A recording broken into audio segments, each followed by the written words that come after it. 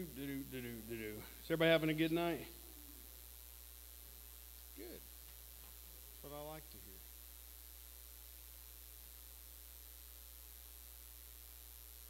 Sorry, my tablet's going slow. I'm trying to get in here and do some stuff. Like I need that. Like I need that with this. Oh, word.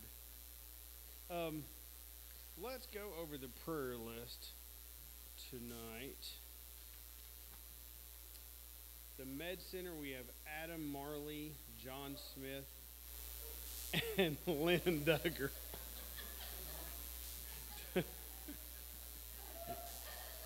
Mom, quit disrupting church. Dang. Thought I raised you better than that.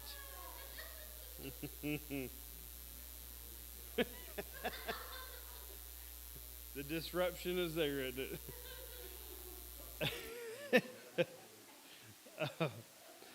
Oh, any up? So Adam told me that he thought Lynn was doing better. Is Lynn doing better? Okay.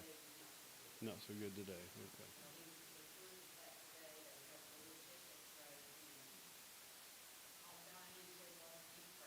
Okay. So keep praying for Lynn. Um,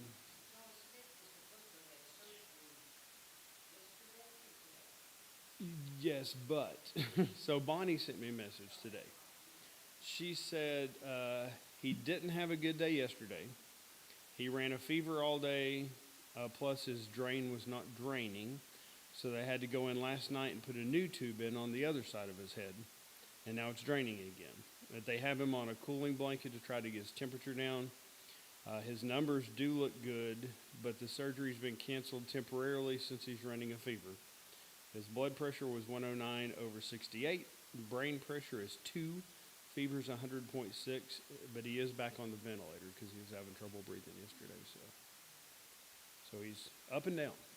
I guess like Lynn is doing.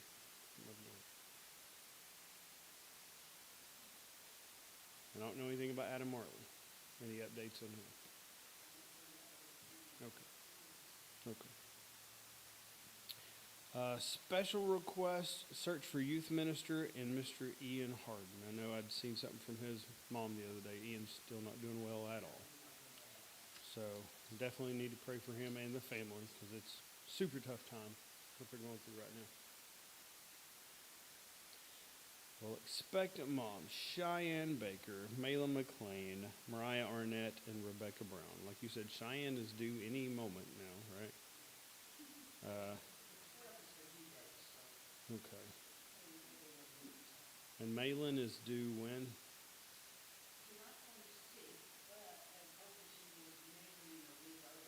Okay. And I would imagine Mariah will pop sooner than later, right? Mariah's already bigger than she was with Xavier alone, so she got 2 baby girls in her, so that's understandable. Nursing home, Sycamore Springs, we have Lulabelle Street and Bill Roberts. Hillview is Wendell Laws. Hermitage, Betty Jo Montgomery and Raymond Crabtree. Signature, Barbara Hicks, Tammy Wells, and Teresa Campbell. Lake Bridge, Gene Campbell. Mountain City, Gene Buchanan, Kyle Bradley, and Mike Dellinger. The Waters, Evelyn Collins, Margaret Crow, and George Williams. And then Ivy Hall is Opal Baird, Brenda Stout, Betty James, Shirley Irick, Jack Howell, Buck Gentry, Barbara Fox, Bonnie Crabtree, and Jack Pearson. Any updates on those?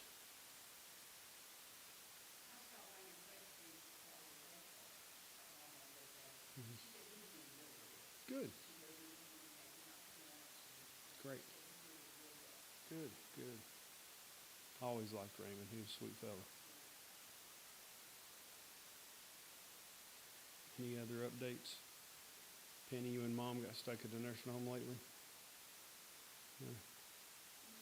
I asked if you and Penny had got stuck at the nursing home lately. So.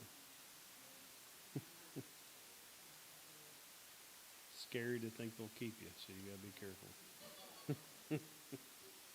Well, out of the area, Amy for Africa, the Barons, Lily Hornbrook, Dakota Williams, the Schumas, Jenna Elliott, and Caleb Lippard. Okay.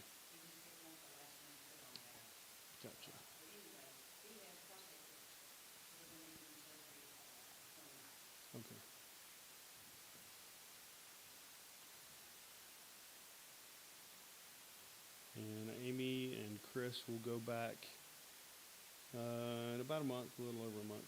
And Mike and Michelle are actually going to Honduras the last week of May.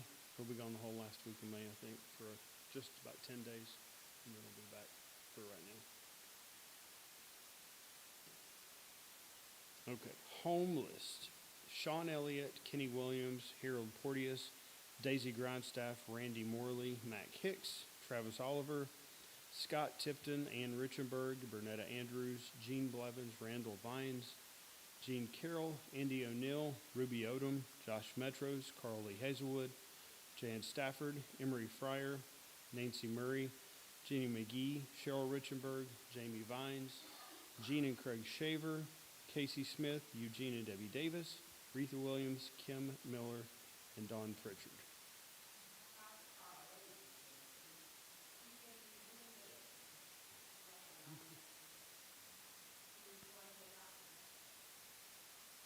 And can we put Randy Payne on there? Well,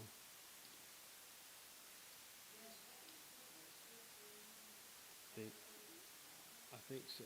I believe it is tomorrow.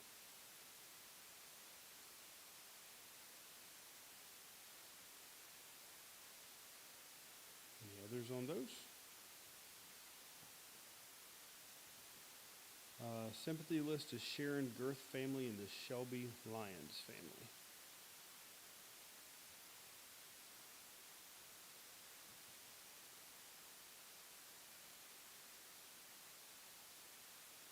Any others on there?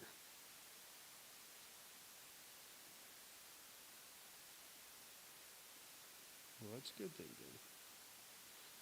What about praise and Thanksgiving? Tell me something you're happy about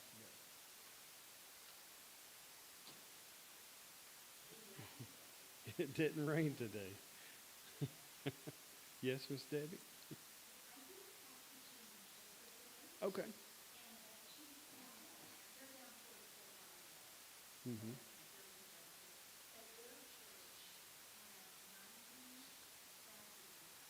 That is amazing.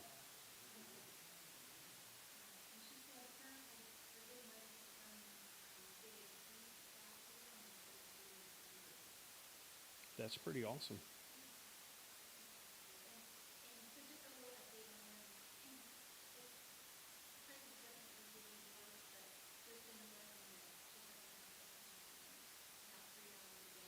Mm-hmm.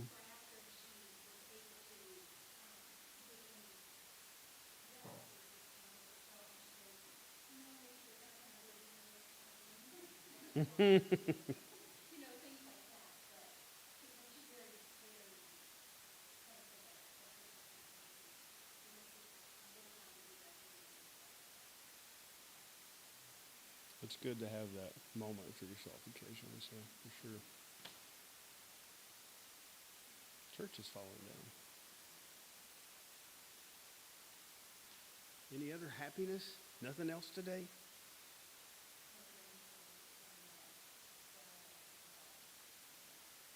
Awesome.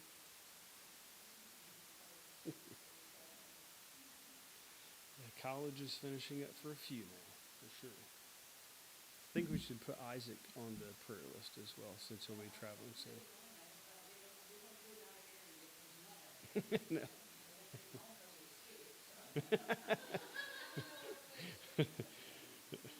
I think I think this coming Sunday will be his last Sunday that he's able like to attend church, because that's when he'll start traveling to go do his training and stuff. I think before he heads out. So yeah, yeah, that'll be perfect.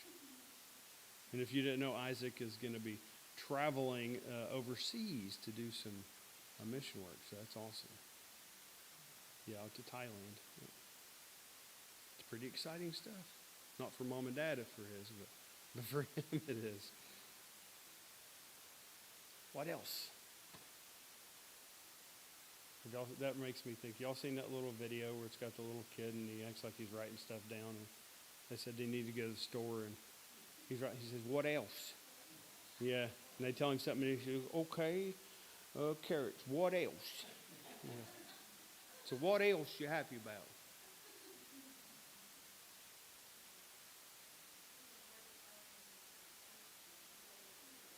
Mm-hmm. Oh, yeah. Hmm. I'm very thankful that you all love Kylie and Ashton enough to where I can see it. So it's amazing. Love those two to death. Even though John told me I couldn't call them goobers anymore, those two goobers. It is. It's endearment, isn't it? Yeah. Does anybody else call their kids goobers? Nobody. Yeah, it's not offensive. I do it because I love them.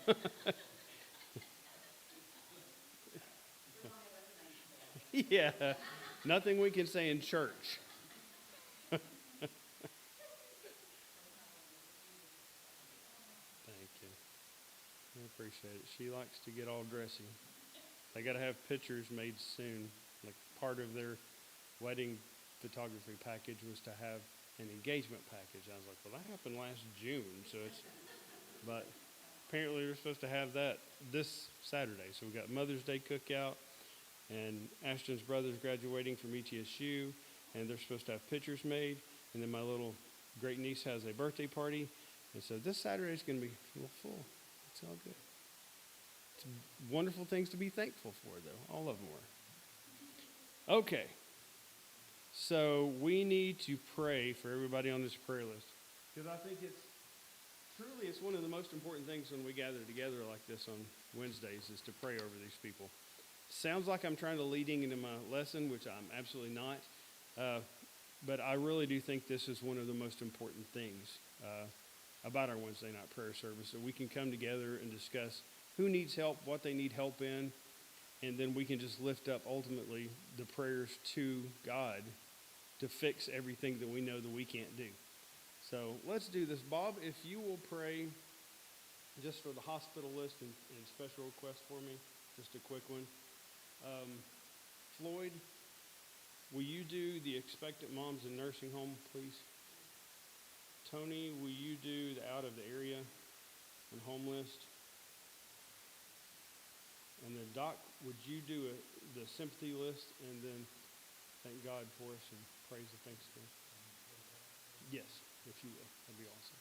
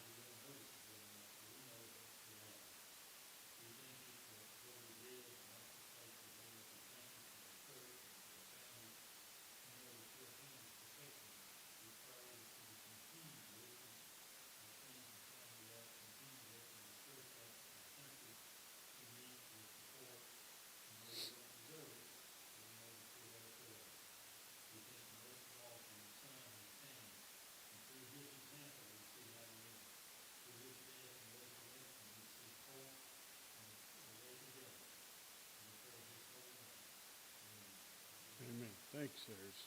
Appreciate y'all. So, I'm not going to make you sing immediately right now, but you did get the little song sheets, the lyric sheets. This morning, when I got to work, I just sat down and had my little prayer like I always do, and it's like, Lord, I don't really know what to talk about tonight.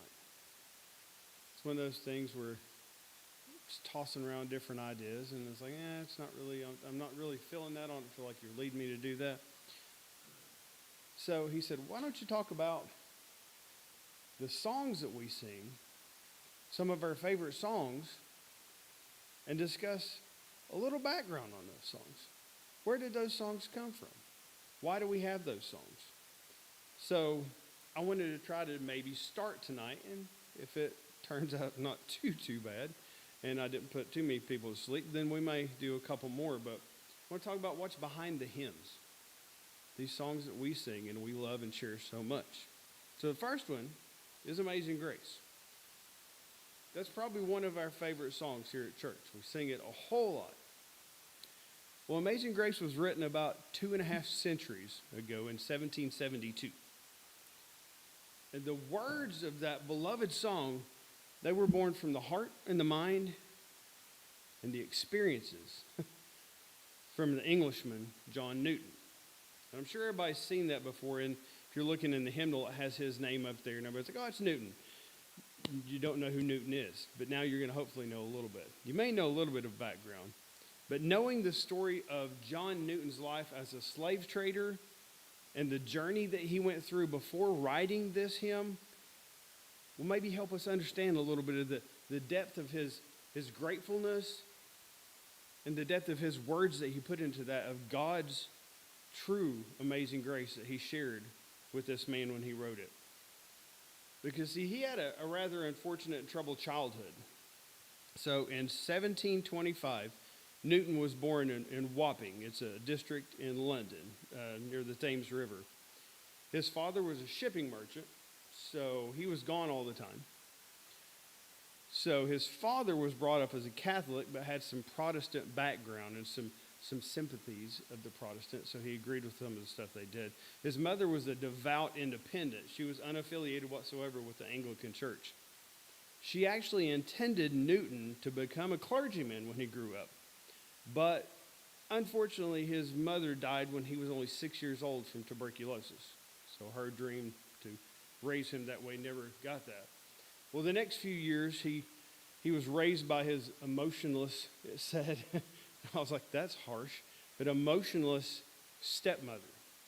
So it was very rough because his father was gone all the time, so she raised him.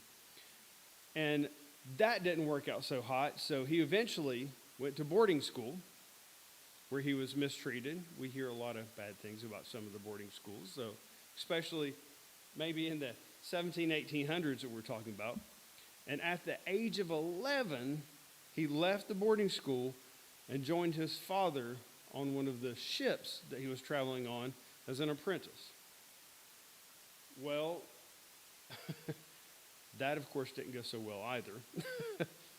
His seagoing career would be marked by some headstrong disobedience. Obviously, he didn't have the best home life, didn't grow up good. Now he's on a ship with a bunch of sailors, okay? So his disobedience just goes up and up, over and over. Well, you're just fighting any and all authority. I don't know if y'all know any kids like that right now, or adults even for that matter, who just go against complete and utter authority. But it went as so far as after he got a little older, he went into the Royal Navy and then tried to stir up trouble there with his shipmates, with those in charge of him. He would make fun of them, call them things, and he would write little dirty poems about him and be mean to him, so they didn't like him either. And in fact, he took it so far as he tried to abandon and go AWOL, basically, on his crew over a girl. Well, that didn't turn out so hot. Again, his crew members decided, well, since you're going to do that and you're going to try to get away from us, well, we're just going to pawn you off on the slave traders down here in Africa. So they left him down in West Africa, and he was forced to be a servant for one of the slave traders. He was eventually rescued. So we work on that, and he began his journey home. Again, he continued his mess on the way home, not turning out everything as well as should be. But on that trip home, there was a huge storm. You know how we read in the Bible that Jesus' disciples are out there when the storm's coming and they get all scared and they call upon Jesus? Well, Newton did something similar.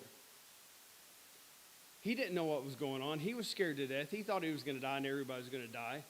So that prompted Newton to begin, I will say, begin his spiritual conversion at that moment. Because he cried out to God and said, God, save me and save us from this storm. Well, God did just that. He let him make it through that storm.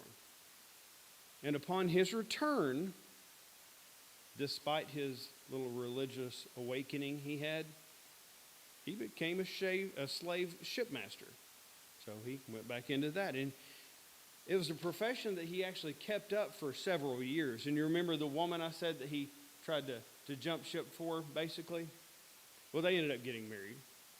But that didn't work out so hot all the time because he was gone all the time on these ships traveling in the slave trade, bringing people from Africa to England back and forth and back and forth. So she never got to see him. So obviously they got along great, I'm sure. And he admitted himself that during these trips, bringing the slaves back and forth, that he didn't always treat the slaves very well. In fact, his words were he treated them horribly. In 1754, though, Newton became violently ill on one of his trips, on one of these sea voyages. And again, like he did before, he cried out to God. He said, God, save me. God, help me from this mess I'm in. And from that moment on, Newton abandoned his life as a slave trader. He gave up the slave trade altogether. In fact, he gave up all his seafaring. He no longer went out. He wholeheartedly at that moment devoted his life to God's service. He finally backed up what he said he was going to do. In fact, he was ordained in the Church of England as an Anglican priest in 1764. And he became quite a popular preacher and a hymn writer. He penned some 280 hymns, along with a fellow poet friend of his, William Cowper. Anybody ever heard of William Cowper? I was like, Doc, I knew he would at least say yes. I know he's got all of this.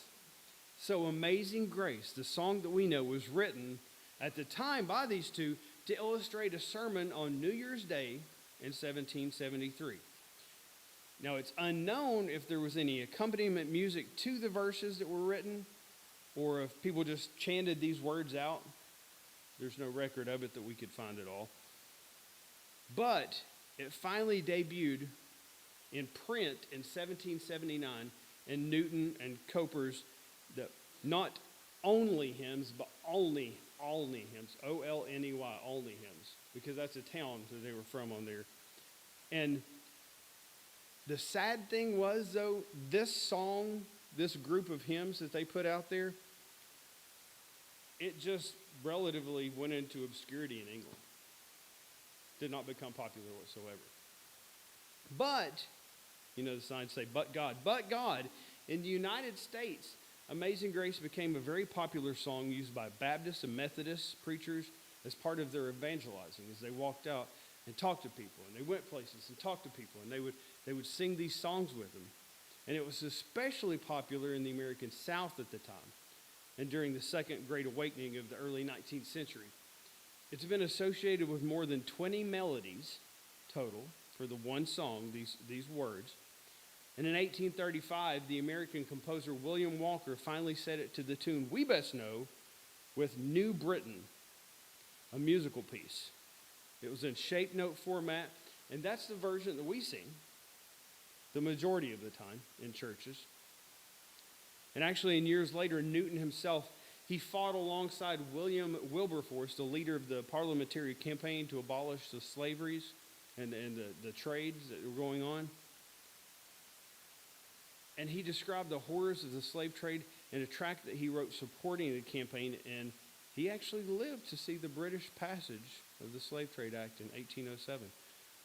And knowing some of this stuff about Newton in these lyrics now, it means a little more. Like when he says, I once was lost, but now I'm found, was blind, but now I see.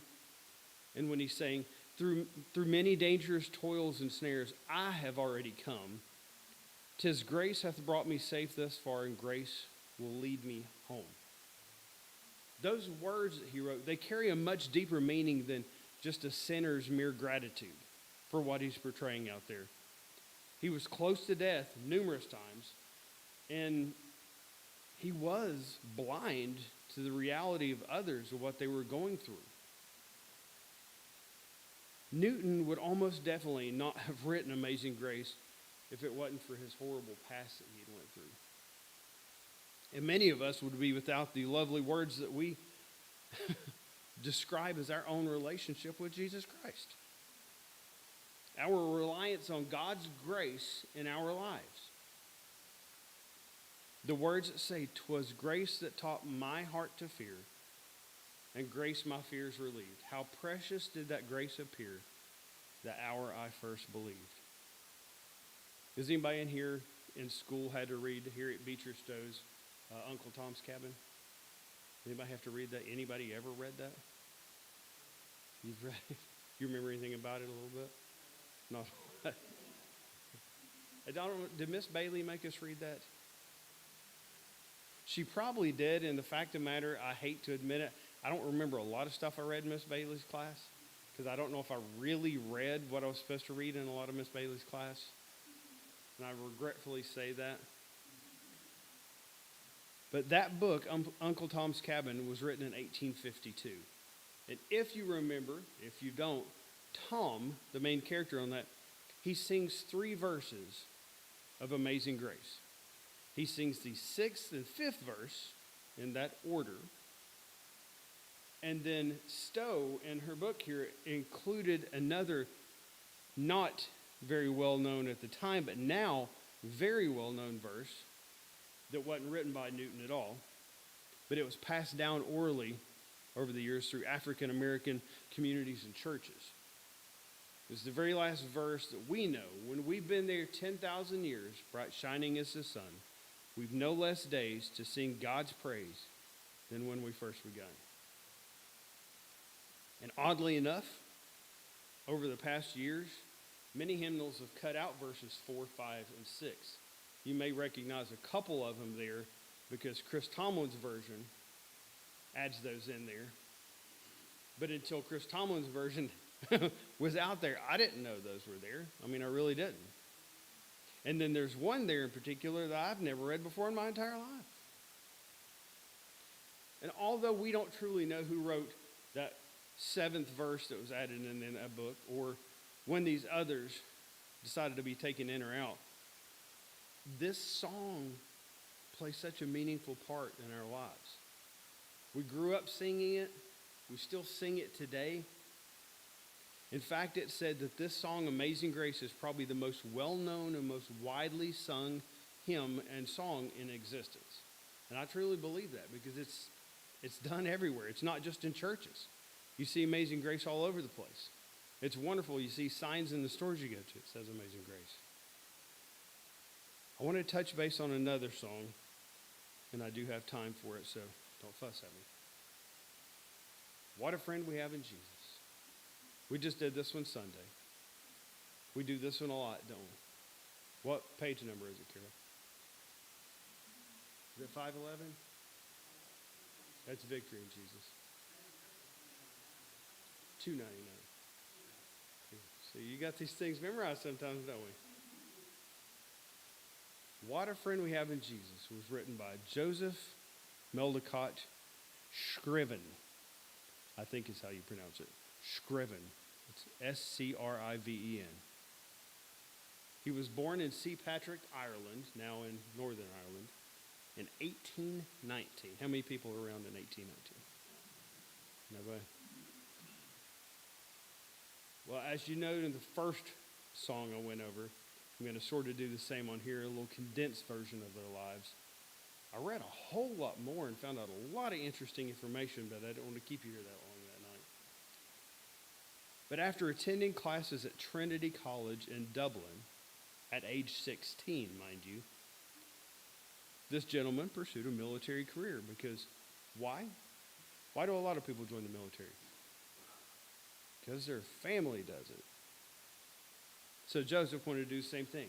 He wanted to follow in his famous footsteps. So he tried the military career instead of finishing school. Well, he trained in India for a little while in the service, but he had to abandon his ambition of following the family after only 2 years because he had really poor health. So, I'll go ahead and tell you, Mr. Scriven here didn't have much better life than Newton did, okay? So I'll go ahead and tell you that to start off with. After he had to drop out of the military, Joseph returned to Trinity and he graduated in 1842. But his life, as we're soon to see, was full of tragedy. So with plans to settle down and soon marry after he graduated here, life was good for Joseph. It's grand. We got a wedding coming up in my family, and I'm sort of excited for it. It hasn't quite sunk in yet. So I know Joseph was super excited to marry a woman that he loved and was ready to settle down with. Well, unfortunately, the day before his wedding, his future wife was crossing a river on a horse, and he was on the other side of the river waiting on her, and she fell off and she drowned in the river. The day before the wedding. He was only 25 years old at the time. Well, the grief was more than poor little Joe could handle. So Joe skipped a beat, jumped over the wonderful ocean and moved to Woodstock, Canada. It's now Ontario, where he moved in 1844. He led a Plymouth Brethren fellowship there and taught for a while. And in 1846, during a trip to the Middle East, which I've not got yet to take, as a tutor in the Bartley family, he had a Saul of Tarsus and a Paul moment because he found inspiration in the street called Straight there in Damascus. And there it was, it is said, that he has written the very first line, "What a friend we have in Jesus."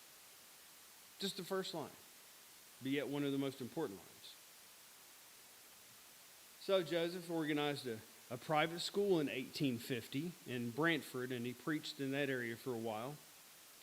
Some scholars believe that he may have composed his initial draft of What a Friend We Have in Jesus during this time.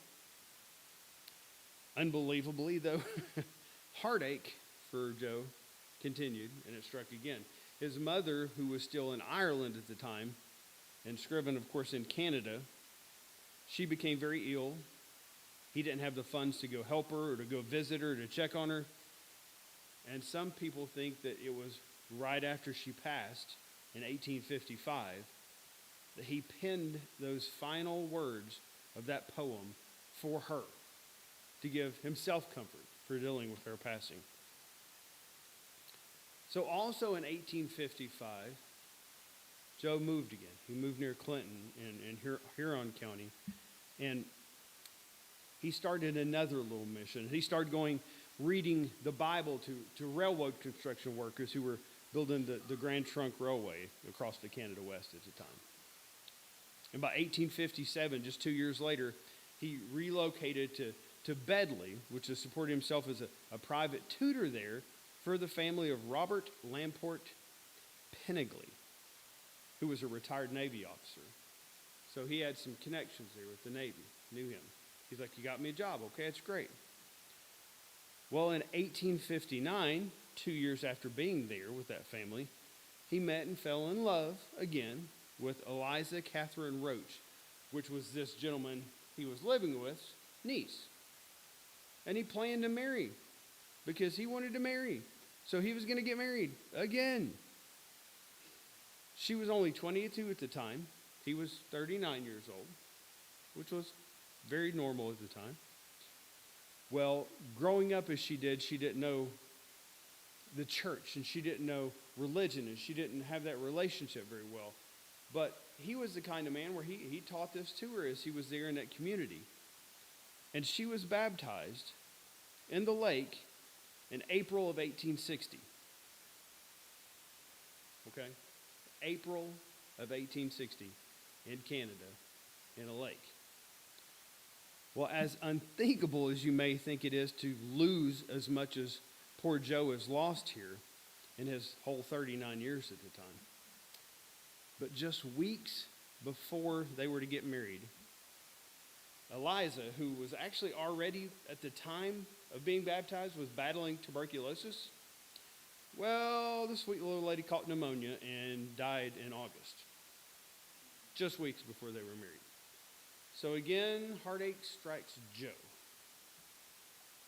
And it was from these heartaches that he's went through and his strong commitment and faith to God that his mission was born.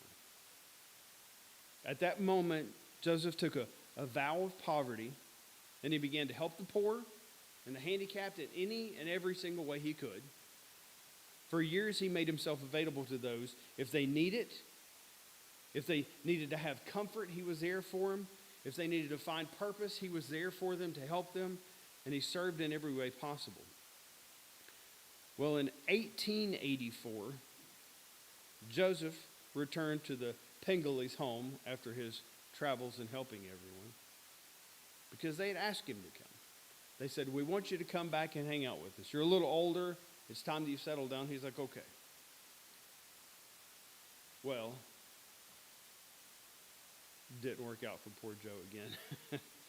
There's actually uncertain circumstances at the time of his death that add to this story, this myth of Joseph Scriven. I read in multiple things that he was possibly murdered. Some say it was possibly suicide. But it's generally believed, and most people think, that it was actually an accidental drowning at the mill pond. That daggum pond and drowning again. They said it was very hot during the time that he had gotten there, and that where he was sleeping, the gentleman heard him get up, and they assumed that he went down to get a drink, and that had some sort of medical issue and fell in and drowned. So no one knows exactly how it happened, but on August 10th, 1886, at age 66, Joseph Scriven finally didn't have to suffer no more. And he went to be with Jesus. He was actually buried next to Eliza Roche, which was his soon-to-be second wife, at their family cemetery. So these songs, they can mean a little bit more when we know where they come from. When we know the person who wrote these didn't just write them to be making money. They didn't write them just to have fun, or they didn't just sit down and say, I wonder if I could write a song, and put themselves to the challenge. They had a true purpose in what they wrote. They went through these words they wrote. They experienced each and every moment of the words they wrote, and they penned in these poems later turned to songs. I know in our life, I've never been able to write songs. I've tried it before, and I've probably had more wadded up papers than I could even imagine doing something like that. But I've not quite been through anything like these gentlemen have been through in my life. Have I had bad things happen? Sure, we all do. But I was telling Mom on my way home, I call Mom usually on my way home from work every time, and she's sweet as can be. She always asks, "Did you have a good day?" And I said, "Yeah, I had a pretty good day." I said, "But," and I want to lead into this with that, but if you are a follower of Christ, if you're a true Christian, you really have to try to have a hard day or a bad day. I'm not saying we're not going to have bad things happen in our life, because we see by these guys who were great Christians at some point in their lives, had a lot of bad things happen. But we're blessed. We're blessed as individuals. We're blessed as family and church we are. So it's hard to have a bad day. unless you really try to have a bad day sometimes, doesn't it? These guys had horrible days and horrible experiences in life, but they wrote some of the most meaningful words that we still cherish to this day. In Amazing Grace and What a Friend We Have in Jesus, because they are so, so true. On the experiences they had, we can still apply those to our lives. And now knowing what these gentlemen went through sort of mean a little bit more than they did. Or at least I hope they do. So pull out those songs if you want to sing real quick. We got a few minutes left, so I won't make you stretch out your legs, but I will make you stretch out your vocal cords. So let's sing a couple of these. I don't know if you feel like singing all of them. If you don't want to, you don't have to. But I just want to sing through these verses, these songs. And when we sing through them, really think about the words. Read those words as you're saying them. And truly think about your life and how those apply to you. Because I dare say that you can't read any of these and say, oh, these don't apply to me whatsoever. Because I think they truly do. Amazing grace, how sweet the sound that saved a wretch like me. I once was lost, but now am found. Was blind, but now I see. 'Twas grace that taught my heart to fear, and grace my fears relieved.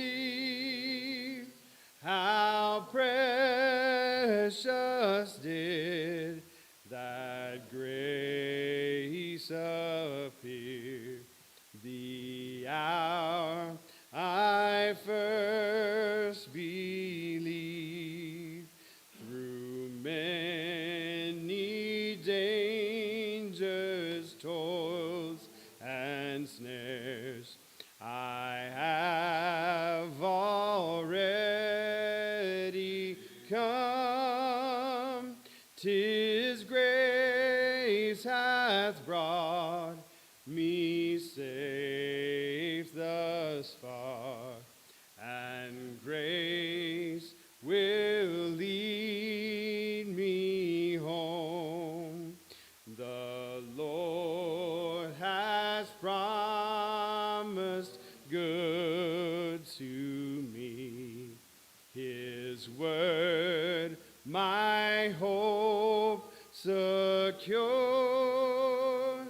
He will my shield and portion be, as long as life endures.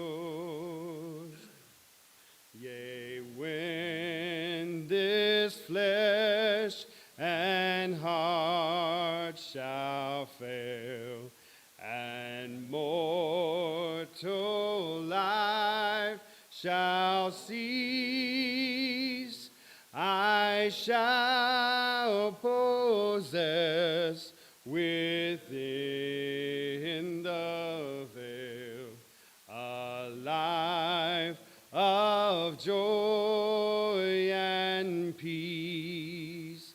The earth shall soon dissolve like snow. The sun forbear to shine, but God who called me here below will be forever mine. When we've been there 10,000 years, bright shining as the sun, best days to sing God's praise than when we first begun. What a friend we have in Jesus, all our sins and griefs to bear.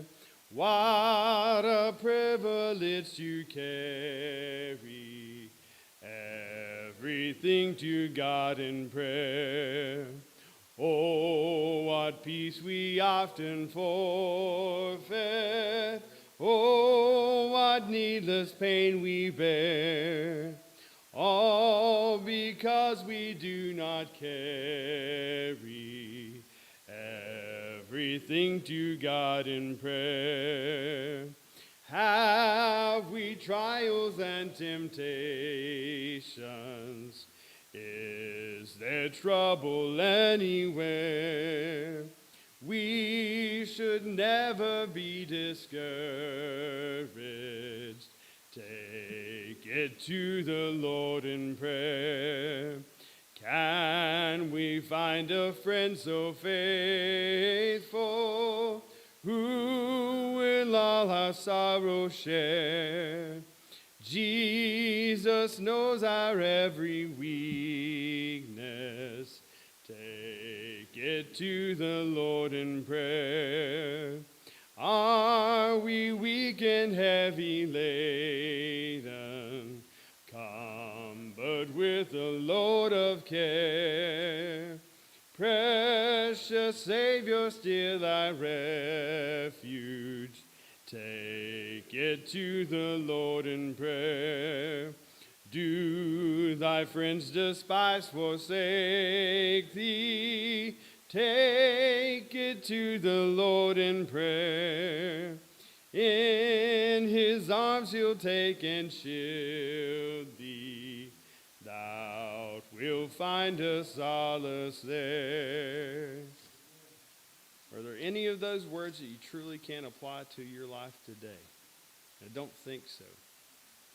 Well, if you enjoyed it whatsoever, we may continue with a few more songs, because I found it very interesting reading through some of them today, learning about these people and going, wow, that's pretty bad what he had to go through to write this song. But we'll continue to do that if it's good for you guys. But for tonight, let's bow our heads and we'll close. God, we want to thank you so very much. Lord, just thank you for allowing us to be here tonight, to be able to have the legs to get here and go, to be able to have the mouths to be able to sing these songs to you, the lungs to just be able to push the breath that is truly yours back out to you in praise and glory, God. I pray that you allow us to just truly think about these words that we do sing, not just tonight, but the ones we sing on Sundays and when we sing on Sunday mornings and nights, or if we're just driving down the road in the car, God, listening to the music. Truly think about the words rather than just singing them to be singing them. God, we just need to lift them to you. I just pray that you lead, guide us, and direct us in all we do. Keep us safe as we travel home. Allow us to come back to you again. And God, before we leave, I just want to say thank you for the mothers this coming weekend. We're going to celebrate Mother's Day. And Lord, there's not much like them. So we thank you and we love you. In your son's name we pray. Amen. Thank you, Mr. Floyd.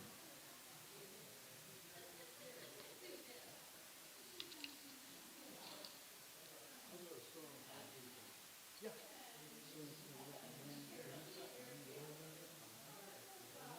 I'll look at it. The sun's coming up in the morning. Yeah.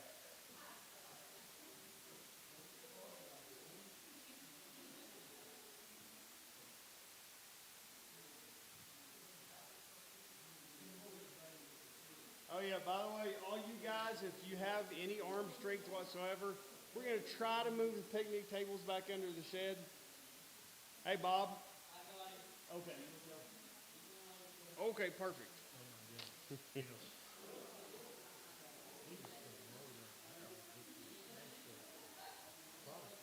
Yes.